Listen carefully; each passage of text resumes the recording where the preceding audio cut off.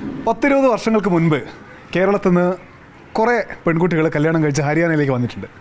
ഹരിയാന തെരഞ്ഞെടുപ്പ് സമയത്ത് അവർക്ക് എന്താണ് പറയാനുള്ളത്, തെരഞ്ഞെടുപ്പിനെ കുറിച്ച്, ജീവിതത്തിനെ കുറിച്ചൊക്കെ. അങ്ങനെ ഒരു വീടാണിത്. ചേച്ചി നമസ്കാരം. നമസ്കാരം. മലയാളം വഴങ്ങുന്നതിന് പ്രശ്നമുണ്ടോ? മലയാളം പറയുന്നതിന് പ്രശ്നമൊന്നുമില്ല. ചേച്ചിൻ്റെ പേരെന്താ? കവിത. കവിത. നാട്ടില് തങ്കം. അല്ല, നാട്ടിലെവിടെയാ? നാട്ടില് കാസർഗോഡ് ഇല്ല, കോപ്പിലിക്കോട് ഒരു സ്ഥലം. കോപ്പിലിക്കോട്. ഓക്കെ. ചേച്ചിൻ്റെ പേര്? ജ്യോതി എന്നായിരുന്നു വിളിക്കുന്നത്. അവിടെ കാർത്തികന്. അവിടുത്തെ കാർത്തേന് ഇവിടുത്തെ ഇപ്പം ജ്യോതിയായി. അതിനെ പേര് മാറ്റിയേ? ഇവിടുന്ന് മാറ്റി ബ്രാഹ്മണൻ മാറ്റിയ ആണല്ലേ? ഇവിടെ ഒരുപാട് ആളുണ്ട്. ഇവിടെ ഒരുപാട് ആളുണ്ട്. കണ്ണൂർ ഭാഷ വിട്ടിട്ടില്ല. എന്തുകൊണ്ടാണ് നിങ്ങൾ അന്ന് ഇങ്ങോട്ടേക്ക് കല്യാണം കഴിച്ചോണ്ടോന്നെ? എൻ്റെ അമ്മ ഉണ്ടായിട്ടില്ല. പിന്നെ ദല്ലാളി ആദ്യമൊക്കെ ഒരു പെണ്ണുങ്ങൾ കഴിച്ചു കൊണ്ടുവന്നു. ആ പെണ്ണുങ്ങൾ പിന്നെ ഒരാളെ ഒരിഞ്ഞ് അങ്ങനെ കഴിച്ചു കൊണ്ടുവന്നു. അങ്ങനെ നാട്ടിൽ നിന്ന് ഇത്രയും ദൂരമൊക്കെ വന്ന് താമസിക്കുമ്പോൾ എന്താ പ്രയാസം ഉണ്ടായിരുന്നു? പിന്നെ പ്രയാസമുണ്ട്. ഇപ്പൊ ഉണ്ട് പ്രയാസം. എന്ത് ഇപ്പൊന്ന് പ്രയാസം തോന്നുന്നു. എന്താ പ്രയാസം ഇപ്പൊ? എല്ലാം ആളെ കാണാതിരിക്കുമ്പോ എല്ലാം നമ്മളെല്ലാം ഒന്നിച്ചെല്ലാം അമ്മേനെ അച്ഛനെയും ഏട്ടനെയും ആങ്ങളെല്ലാം അടലല്ലേ. പിന്നെ നമ്മ മാത്രം ഒറ്റയ്ക്ക് വിടായി. മക്കളൊക്കെ ഒരു കുഞ്ഞുണ്ട്. ഇതന്നെ അല്ല, നാട്ടില് മോളാണ്. വാ വാ.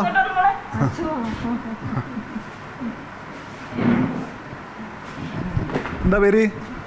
10 പഠിക്കുന്നു. യോഗിത. മലയാളം അറിയാം? ഇല്ല, കൊഞ്ചം കൊഞ്ചം.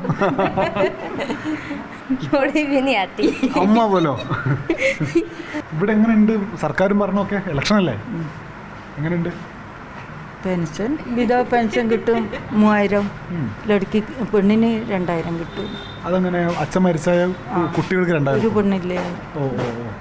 അതെപ്പം മുതൽ കിട്ടുന്നുണ്ട്? അന്നേ കിട്ടുന്നുണ്ട്. ആണല്ലേ? ഭയങ്കര മത്സരമാണ് ഇപ്രാവശ്യം കോൺഗ്രസും BJP തമ്മിലെന്ന് പറയുന്നു. ഭയങ്കര മത്സരത്തിലാണ്. കഴിഞ്ഞ പ്രാവശ്യം ഒന്നും ഇല്ലാത്തൊരു മത്സരം കാണാം. കഴിഞ്ഞ പ്രാവശ്യം ഇല്ലാത്തതിൽ ഭയങ്കര മത്സരമാണ് ഇപ്രാവശ്യം ഉള്ളത്. നല്ല മത്സരമാണ് ഇപ്രാവശ്യം. കാര്യങ്ങൾ എന്താവെന്ന് പറയാൻ പറ്റില്ല.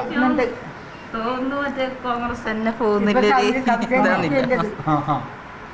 അങ്ങനെയാന്ന് ഇല്ലത്. ഇത്ര മത്സരം ഉണ്ടായിട്ട മുമ്പേന്നു.